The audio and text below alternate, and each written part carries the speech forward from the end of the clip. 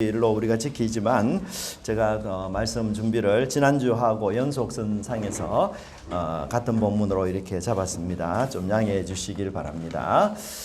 우리 한국 2023년 이 한국의 그 공자 문화, 유교 문화에 이 비판을 던진 김경일 씨라는 분이 쓴 책이 있습니다.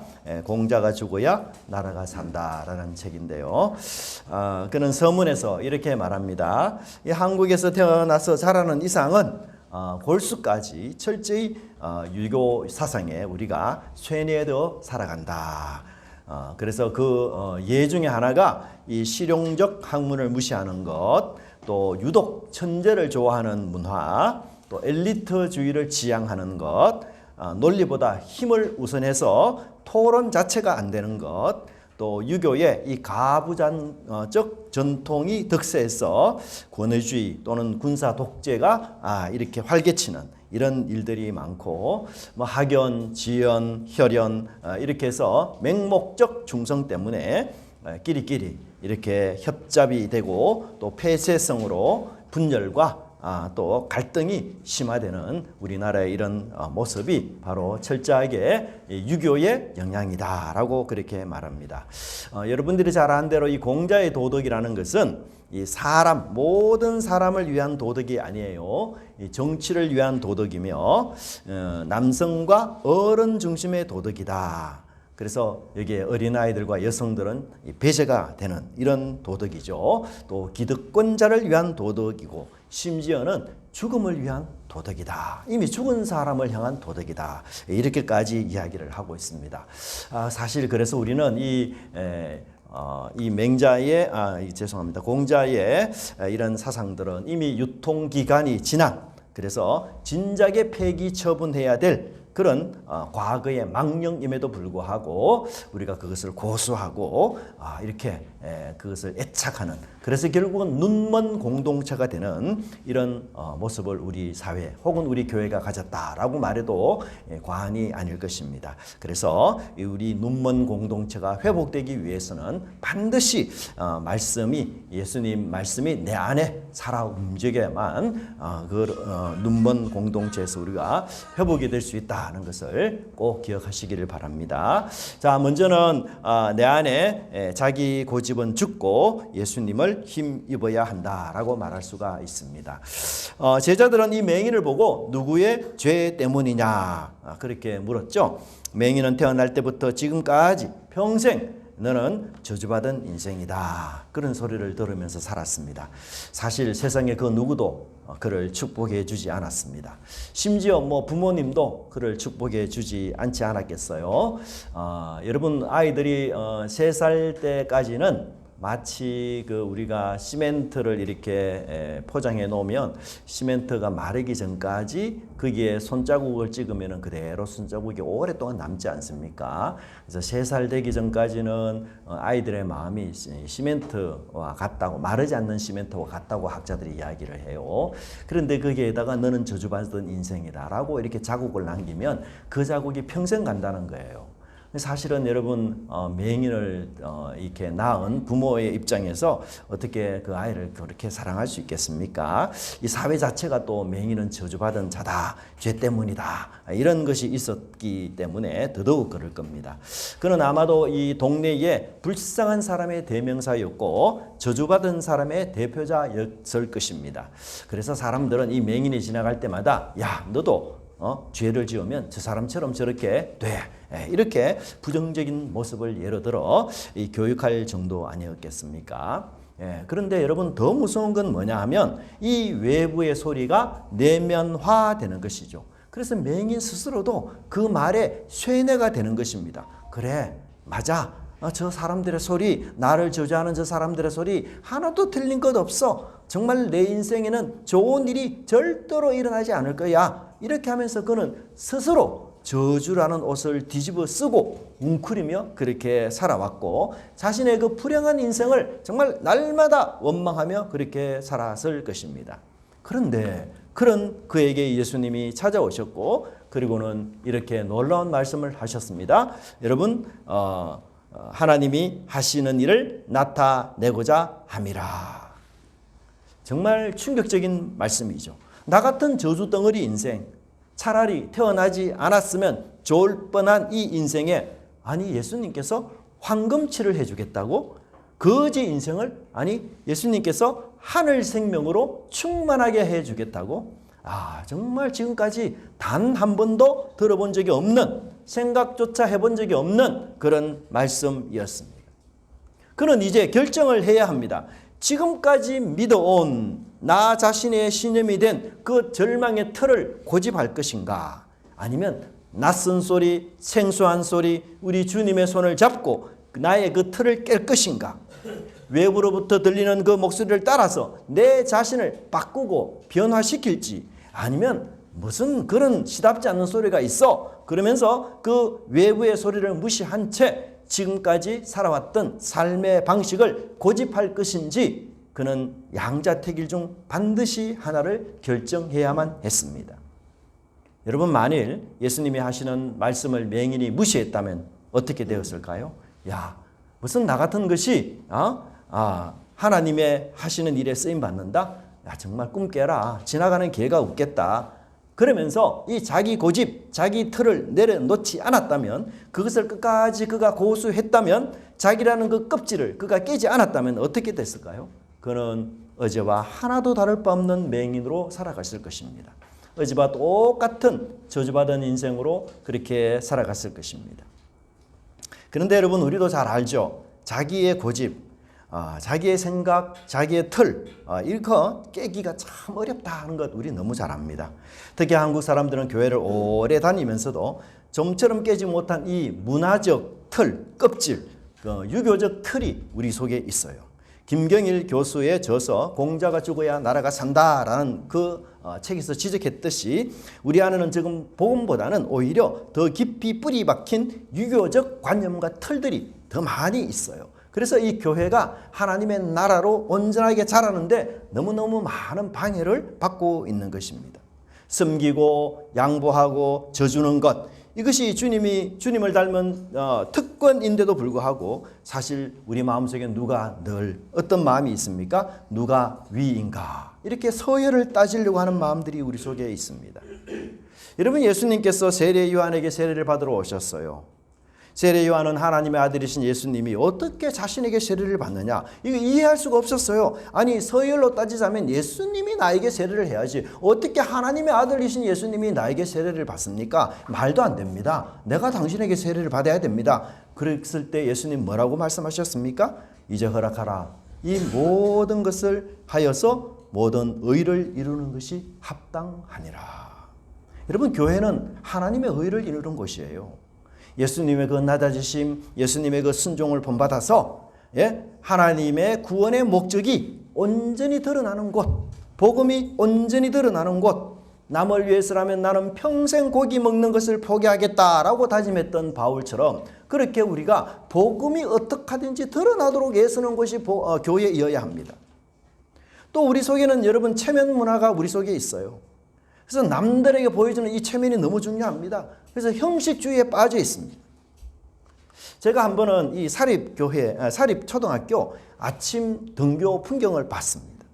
이 부모님들은 자신들의 아이들을 승용차를 태워서 학교 앞까지 이렇게 모시는데, 근데 앞차가 정차한 이후에 아이들을 내려주는 바로 그 자리에 모든 부모님들이 고수해서 예를 들면 요 자리에 아이를 내려주면 전부 요 자리에 와서 다 아이를 내려줘요. 여기 좀 더 앞에서 내려줘도 충분하거든요. 그런데 꼭 요 자리 와서 이 사람도 요 자리, 요 사람도 요 자리, 요 사람도 요 자리. 그러니까 얼마나 복잡합니까? 아니, 여기 다 안전한 곳이에요. 그래서 아이들을 아무 데나 내려놔도 괜찮습니다. 근데 마치 한 사람 한 사람 무슨 탤런트 영화배우들이 카프레이드 하듯이 한 사람이 여기 내리면 꼭 이사도 여기 가야지 자기 아들을 내려줘요. 도대체 왜 그런지 모르겠습니다. 아니, 조금 뒤에 있을 때 한꺼번에 다 내려주면 차들이 더 빨리 소통되고 더 빨리 움직일 수 있지 않겠어요? 그게 공용 도로잖아요. 개인 도로가 아니거든요. 같은 모방 욕구, 경쟁 심리, 형식주의가 우리 사회를 지배하고 있어요. 겉은 기독교의 옷을 입었다고 하지만 속은 유교적 선비의 틀을 고집하고 있습니다. 또 우리 속에는 이 혈연적 배타적 혈연주의에 빠져서 내 가족, 내 문중 이것만 챙기는 가족 이기주의가 팽배합니다. 그래서 이런 가족 이기주의 때문에 공정이 무너지고 질서가 무너지고 기준이 왜곡되는 이런 일들이 우리 사회 속에 얼마나 많습니까? 예수님은 새 포도주를 낡은 가죽 부대에 넣는 자가 없다, 그렇게 말씀하셨어요. 여러분, 새 포도주를 낡은 가죽 부대에 넣으면 어떤 일이 생깁니까? 이 새 포도주는요, 발효가 엄청나게 잘 일어나요. 팽창을 이 낡은 가죽 부대가 따라가지를 못합니다. 그래서 그 낡은 가죽 부대에 새 포도주를 부어버리면 새 포도주의 팽창력을 이 낡은 가죽 부대가 감당하지 못하기 때문에 결국은 터져버려요. 그래서 새 포도주도 버리고 낡은 가죽 부대도 다 버리는 이런 일들이 있습니다.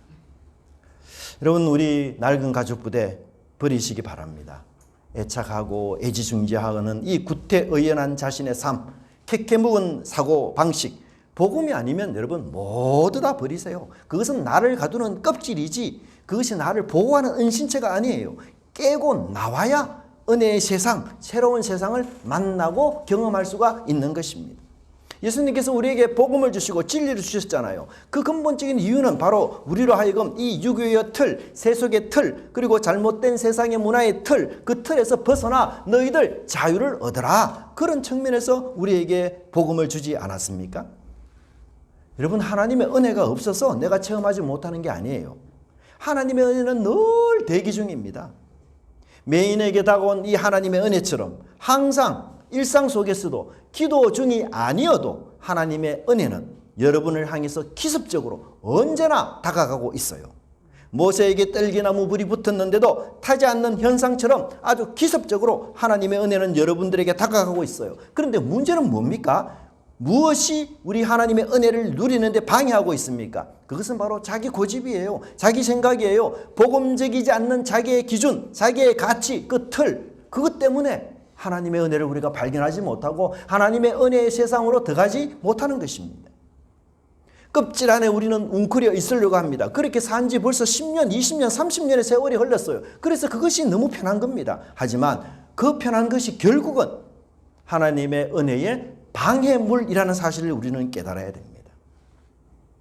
오늘 예수님은 맹인만 아니라 우리를 향해서도 이렇게 말씀하고 있습니다. 하나님이 하시는 일을 나타내고자 함이라. 지금 우리 마음의 문을 예수님이 두드리고 있어요. 노크하고 있습니다. 그런데도 우리 자신의 껍질을 깰 생각을 하지 않는다면, 자존심을 내려놓고 말씀에 따라서 진리에 순종하기를 우리가 거부한다면 그 은혜는 내가 아닌 다른 이가 누리게 될 것입니다. 여러분, 본문의 맹인을 보십시오. 자기의 틀, 그것을 그는 깨워버렸습니다. 나 같은 게 무슨 하나님의 일했어요. 아이고, 말도 안 되는 말 하지 마세요. 그러면서 예수님 말씀 무시하지 않았어요. 내가 믿어왔던 내 인생의 정의, 내 인생의 답, 내 인생의 그 고집, 이게 틀릴 수도 있겠구나. 주님의 말씀, 그게 진짜일 수 있겠구나. 그래서 그는 자기 고집을 내려놓고 실로암으로 향했습니다. 눈에 진흙까지 발라진 상황, 답답한 상황이었어요. 그런데도 주님의 말씀을 자기 의심, 자기 고집보다도 더 앞세워 나아갔던 것을 보게 됩니다. 사랑하는 성도 여러분, 여러분을 가두고 있는 감옥은 무엇입니까? 우리 가문은 원래 이래. 내 성격은 원래 이래. 우리 교회는 원래 이래. 여러분, 원래 이런 것은 없어요. 우리가 깨어야 될 유교적 틀이요, 자기 고집의 동굴입니다. 그 동굴이 당신을 보호해주지 않습니다. 지금 당신을 하나님의 은혜의 빛으로부터 차단하고 있는 것이 동굴이에요. 은혜의 빛, 성령의 빛, 그 말씀의 빛을 동굴이 차단하고 있습니다. 그 동굴이 은혜를 받지 못하도록 당신의 적이 되고 있고 원수가 되고 있어요. 그래서 내 고집, 내 틀은 그렇게도 고수하면서 왜 우리를 살리고자 하시는 예수님의 음성에 대해서는 우리가 부정하고 반대하고 불신하고 있습니까? 여러분, 이제 그 고집의 껍질을 십자가 앞에 던지시기 바랍니다. 낡은 유교적 사상, 체면 중심의 신앙, 내 생각의 틀 다 죽이십시오. 여러분, 공자가 죽어야 예수님이 삽니다. 당신의 고집을, 그 묵은 틀과 관념을 실로암의 물에 씻어낼 때에 비로소 하나님의 위대한 생명의 은혜가 여러분의 삶 속에 차고 넘치리라 믿습니다. 그런 은혜의 있기를 간절히 바랍니다. 두 번째는 우리가 이 은혜와 사랑의 빛으로 은혜와 사랑의 빛을 반사하는 삶을 살아야 됩니다. 이 본문을 보면 예수님은 맹인에게 참 이상한 행동을 하셨고 또 아주 이상한 명령을 그렇게 하셨어요. 그 명령이 무엇입니까? 바로 땅에 침을 뱉어서 흙에 이겨서 눈에 발랐어요. 눈에 이 진흙팩을 발랐습니다.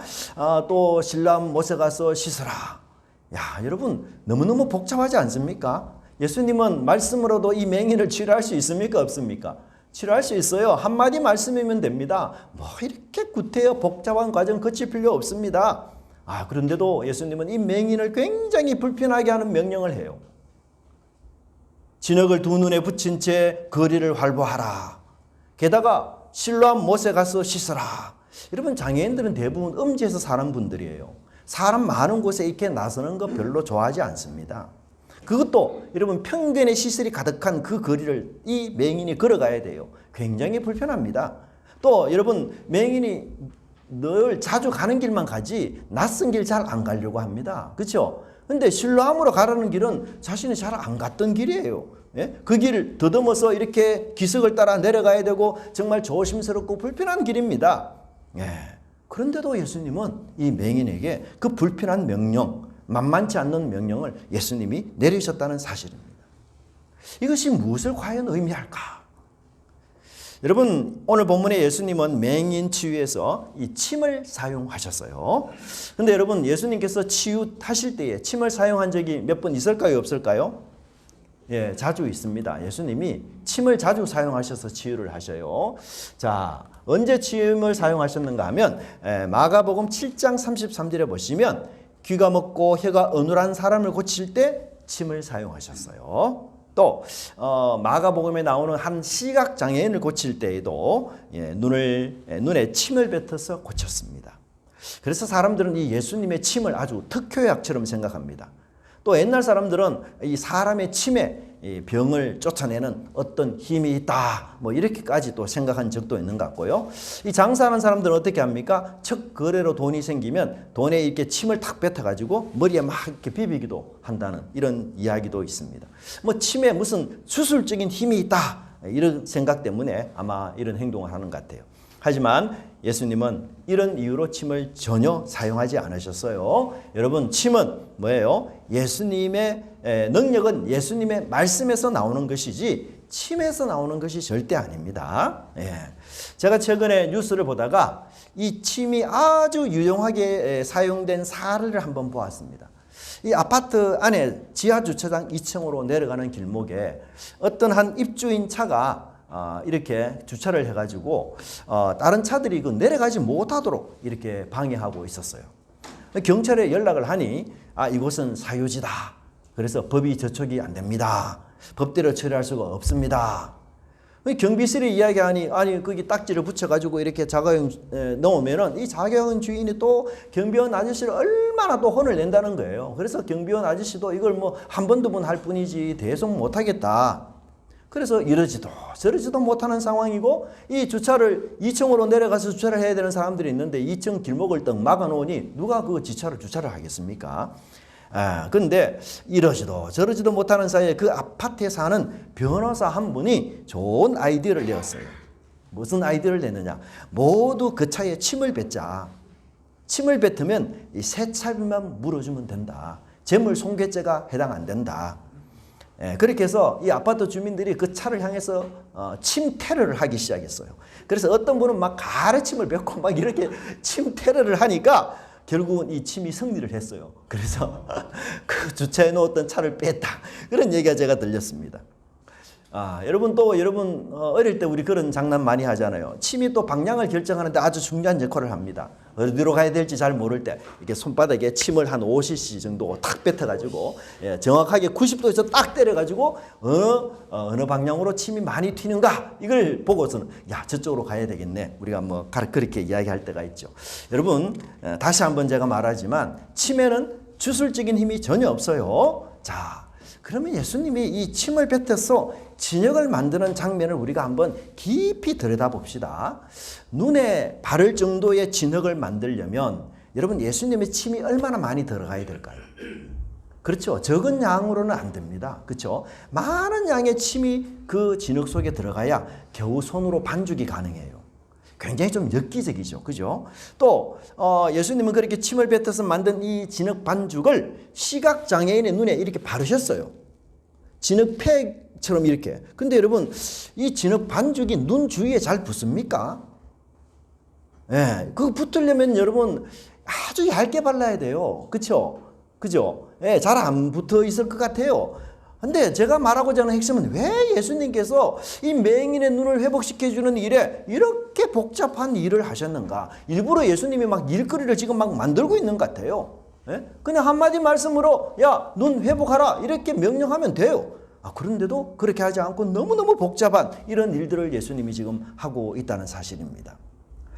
이 행동의 의도가 과연 뭘까요? 여러분 그 행동의 의도의 목적은 맹인이 아니라 맹인을 쳐다보는 주변 사람이 바로 그 목적입니다. 여러분 맹인을 보면서 손가락질을 합니다. 그 구경꾼이 바로 예수님의 타켓이에요. 여러분 맹인의 이런 모습들을 어떤 면에서 보면 여러분 이게 집중하기가 딱 좋은 그런 상황 아닙니까? 마치 여러분 몰래 카메라를 보는 것 같습니다. 맹인이어서 지팡이를 짚고 가는죠. 그래서 일반 사람 눈에 확 띄입니다. 게다가 두 눈에 진액팩까지 이렇게 했습니다. 야, 그러니까 사람들이 더 쳐다보지 않겠어요? 지나가는 모든 사람이 좀 이상하다? 원래 맹인인데 또 진흙팩을 또 눈에 이렇게 칠했네? 그러면서 너무너무 이상하게 쳐다봤을 것입니다. 아주 우스꽝스러운 모습으로 그렇게 사람들이 이야기를 했을 거예요. 근데 여기서 우리는 굉장히 흥미로운 역설을 발견합니다. 그 역설이 뭡니까? 원래 여러분 앞을 바라보지 못하는 이 두 눈을 가진 맹인에게 진흙팩을 두 눈에 한다고 해서 앞이 안 보일까요? 똑같습니다. 팩을 하든 안 하든 똑같이 그 사람 앞 안 보여요. 예. 그렇지만 볼 수 있는 사람의 두 눈에 진흙팩으로 눈을 바르면 어떻게 될까요? 그는 즉시 맹인이 됩니다. 예. 예수님이 진흙을 바른 이 맹인, 그 예루살렘 거리로 행진하게 하셨어요. 그때 그를 구경하던 많은 사람들이 아이고 저 맹인이 된 것은 누구의 죄 때문이냐 이렇게 분석하고 서로 물었을 것입니다. 그런데 예수님은 그렇게 분석하는 사람들을 향해 뭐라고 이야기합니까? 너희들은 저 사람이 맹인으로 생각하느냐? 그러나 반대로 아니다. 너희들이 맹인이다. 이런 충격적인 메시지를 전하기 위해서 예수님이 의도적으로 이 맹인에게 진액팩을 발라서 그 거리를 활보하도록 만드신 것입니다. 진짜 빛이신 예수님, 내가 너희 앞에 있는데도 너희들은 나를 알아보지 못하는구나. 진짜 맹인은 바로 너희들이다. 이것을 예수님이 가르쳐주고 싶어 했던 것입니다. 예수님께서 맹인의 눈에 진흙을 바르신 것은 이스라엘 사람들의 현 주소를 알려주고 싶은 것이었어요. 너희 눈은 영적으로 눈에 진흙이 덮여 있는 상태다. 맹인을 비난하던 너희들이 바로 영적 맹인이다.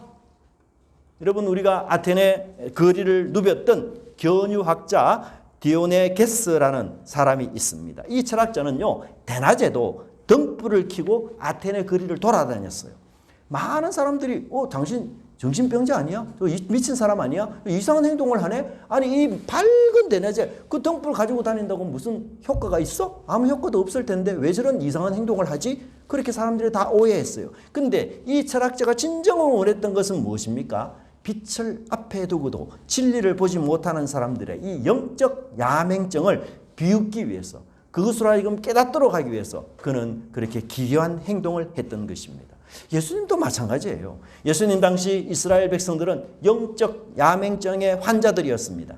여러분 이스라엘 백성들은 하나님으로부터 어떤 사명을 받은 줄 아십니까? 이사야 선지자는 이스라엘의 사명이 세상에 빛이 되는 사명이다. 그렇게 이야기하고 있습니다. 예, 일어나 빛을 발하라. 이는 내 빛이 이르렀고 여호와의 영광이 내 위에 임하였음이니라. 이스라엘의 사명은 빛을 발하는, 빛을 반사하는 것이 이스라엘의 사명이에요. 그런데 이 빛을 반사하고 비추는 삶의 구체적인 삶의 상황이 뭡니까? 공의와 정의를 행하는 것이었어요. 여러분 이스라엘이 사랑하는 위대한 왕 솔로몬의 통치에 대해서 스바 여왕은 다음과 같이 그의 통치를 칭찬하고 있습니다. 여호와께서 영원히 이스라엘을 사랑하심으로 당신을 세워 왕으로 삼아 무엇과 무엇을 행하게 하셨다고요? 정의와 공의를 행하게 하셨다. 여러분, 우리 사회의 정의, 공의 상실되면, 우리 공동체에서 정의와 공의가 상실되면 어떤 일이 생길까요? 한마디로 억울한 일이 생기기 시작합니다. 억울한 희생자가 만들어지기 시작해요. 그러면 여러분, 한이 가득한 공동체가 되어버립니다. 하나님은 이스라엘 백성들에게 공의를 실천하는 거룩한 백성으로 삼으셨는데 오히려 그들은 정의를 바라셨더니 포악을 행하고 공의를 바라셨더니 부르짖음이었도다. 공의를 버리고 공의를 외면하니 무엇이 생깁니까? 부르짖음이 생겨요. 원망이 생겨요. 사회 균열, 사회 분열이 일어납니다. 1급수 물이 오염되어서 3급수 물이 되어서 역한 냄새가 나가 마실 수가 없습니다. 예.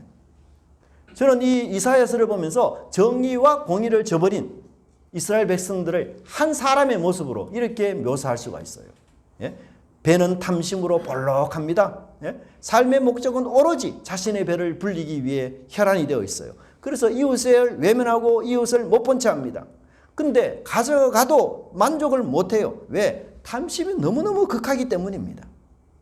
두 번째, 피부와 손과 발은 어떨까요? 손과 발은 바짝 말랐고 피부는 영양 결피부로 헐었습니다. 우리 사회에서 움직이고 활동하고 일하는 사람들, 먼지와 좋지 않는 환경과 싸우면서 일하는 사람들, 권리를 모두 다 박탈당한 채로 살아갑니다.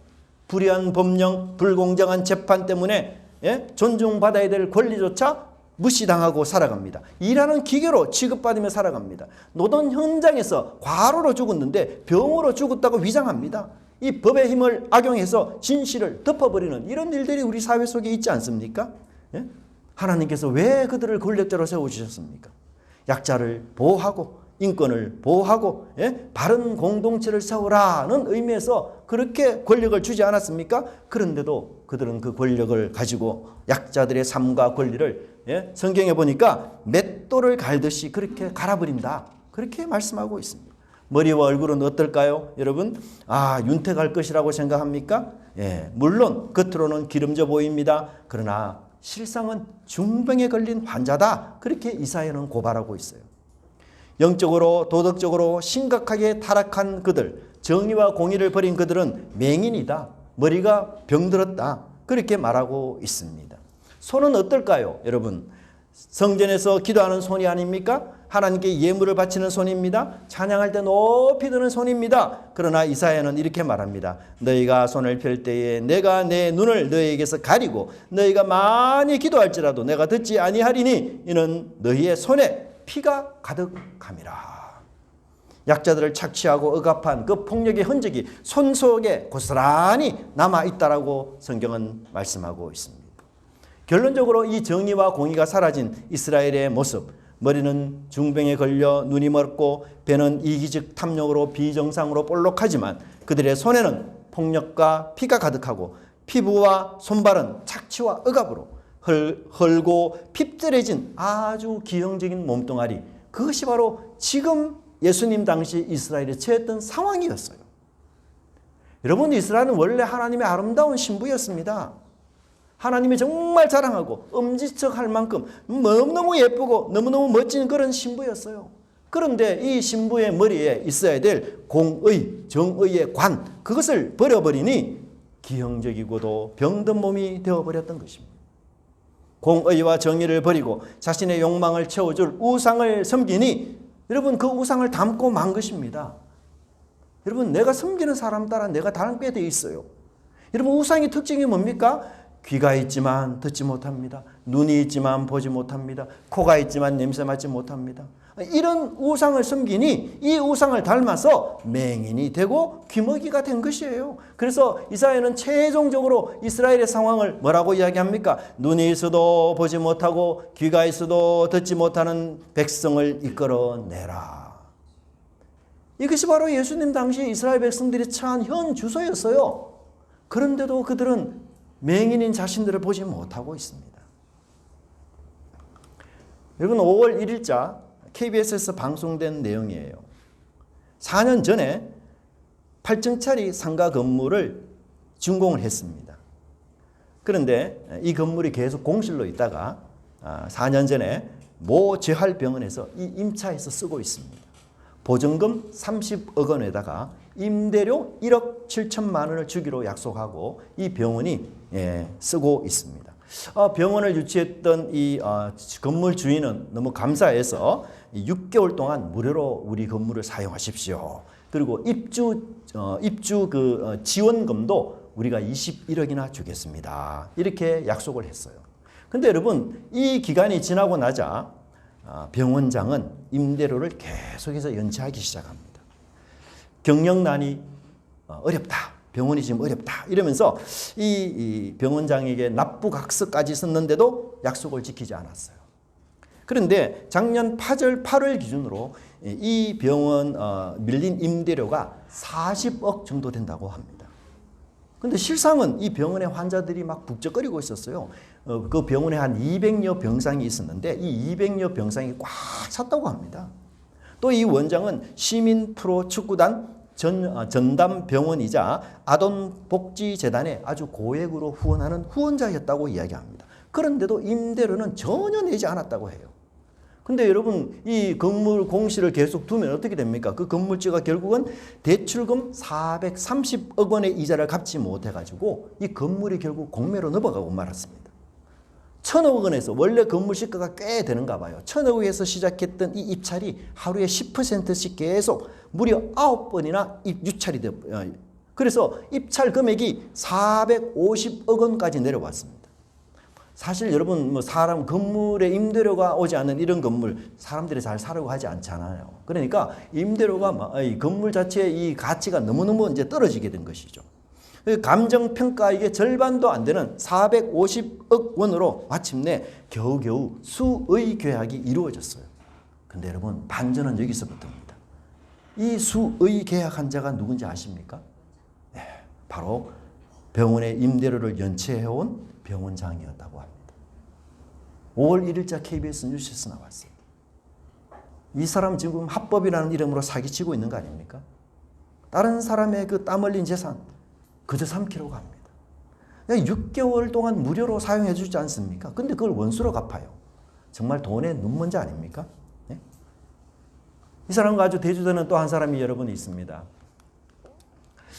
이 분은 이 윤태일 씨라고 하시는 분이신데 그 2010년과 2014년 인천 아시안 게임에서 2연속 동메달을 목에 걸었던 럭비 국가 대표 선수였습니다. 근데 이분이 선수 생활을 이제 그만하고 직장인으로 살아갔는데 이 직장인으로 살아가면서도 이분은 계속해서 럭비부 코치를 맡아가지고 재능을 기부하고 또 후배들을 위해서 사비로 일본 럭비를 공부할 만큼 아주 열정적인 지도자였어요. 근데 지난 2026년 1월 8일 윤태일 이 선수가 퇴근길에 불법 유턴을 하던 차량과 충돌을 했습니다. 그래서 불의의 사고를 당하고 이 급히 병원으로 이송되었지만 결국은 의식을 회복하지 못하고 뇌사 판정을 받게 되었어요. 아주 젊은 분이세요. 30 초반 이렇게 40대 채 안 되는 분이신데 그래서 평소 고인과 가족들이 이 의학 드라마를 자주 보면서 이런 말을 남겼다고 합니다. 생명의 마지막 순간에 내가 다른 이들을 살릴 수 있다면 너무 좋겠다. 그래서 이 말의 유언을 따라서 유가족은 그의 뜻을 받들여 4월 14일 날 이 친구의 이분의 심장과 간 그리고 양쪽 신장을 기증해서 4명에게 새 생명을 선물해 주었고 또 자신의 인체 조직을 기증을 해서 100여 명의 환자들에게 회복의 희망을 심어 주었다라고 그렇게 말하고 있습니다. 여러분, 예수님은 이 맹인에게 진흙팩을 눈에 붙이고 시위하라, 데모하라, 나를 비웃으며 바라보는 너희들이 바로 맹인이다 라는 사실을 알려주라 그렇게 이야기합니다. 여러분, 이 맹인은 예수님이 세상의 빛이라는 사실을 증명하는 움직이는 광고판이었습니다. 빛 대신 예수님을 알지 못하고 그 예수님의 음성을 듣지도 못하는 너희들이야말로 진정 우상 숭배자요 맹인이요 기먹이다 그렇게 고발하고 있습니다. 여러분, 예수님은 오늘 이 본문을 통해 우리에게 뭐라고 말씀하십니까? 나도 맹인이다라는 사실을 인정하라. 그렇게 요구하고 계셔요. 여러분, 내가 20년, 30년 신앙생활했으니 맹인이 아닙니까? 직분을 받았으니 맹인이 아닙니까? 성경을 많이 알고 가르치니 맹인이 아닙니까? 그렇지 않습니다. 이기주의와 탐욕의 우상에 사로잡히면 누구라도 우리는 맹인이 될 수가 있습니다. 그래서 우리는 매주일 할 수 있다면 더 자주 이 실로암에 와서 내 눈을 씻어야 해요. 눈 수술을 받은 사람이 안과에 가서 정기 검진을 받듯이 말씀으로 찬양과 기도로 예배로 내 감추어진 눈, 진흙이 가득한 내 눈, 이것을 씻어야 합니다. 그래서 그 밝은 눈으로 회복되어서 빛 대신 예수님을 보여주고 그 빛 대신 예수님을 세상에 드러내는 삶을 우리가 살아야 하는 것입니다. 우리의 소명이 무엇입니까? 일어나 빛을 발하라. 하나님의 놀라운 은혜의 빛, 사랑의 빛, 그 용서의 빛을 온 세상에 반사하고 비추면서 살아가라는 것입니다. 예수님은 이 맹인에게 은혜의 빛, 사랑의 빛을 비춰주셨어요. 그래서 생기를 잃고 시들어가던 이 나무가 하늘에서 내려오는 그 비를 먹고 소생하기 시작하는 것처럼 이 은혜의 빛을 받은 맹인은 비로소 눈이 회복이 되었습니다. 그 어두움에서 해방되었습니다. 그래서 이제는 우리도 그런 은혜의 빛을 비추는 새로운 사람으로 살아가라. 그렇게 주님이 우리에게 요구하고 계시는 것입니다. 여러분, 이 미국에서 1845년에 창간한 과학 잡지가 있습니다. 이 사이언티픽 아메리칸이라는 이 과학 잡지에 놀라운 이 과학적 사실을 이야기하는데, 애벌레가 어떻게 나비로 변할까? 여러분, 우리가 생각하기에 애벌레는 그냥 번데기 속에서 있다가 조금씩 날개가 이렇게 돋아나서 그렇게 해서 나비가 되겠지. 전혀 아니에요. 애벌레의 몸 속에는요, 이 몸을 완전히 녹여버리는 효소가 나온다고 합니다. 그리고는 완전히 죽어버린 그 애벌레의 몸을 양분으로 삼아서 내부에 있던 나비의 생명세포가 자라기 시작해요. 그래서 나비가 된다고 합니다. 애벌레가 완전히 죽어버려요. 여러분, 오늘 우리 본문은, 성경은 우리에게 말합니다. 야, 너희들 맹인에서 눈이 회복된 자로 살고 싶지 않니?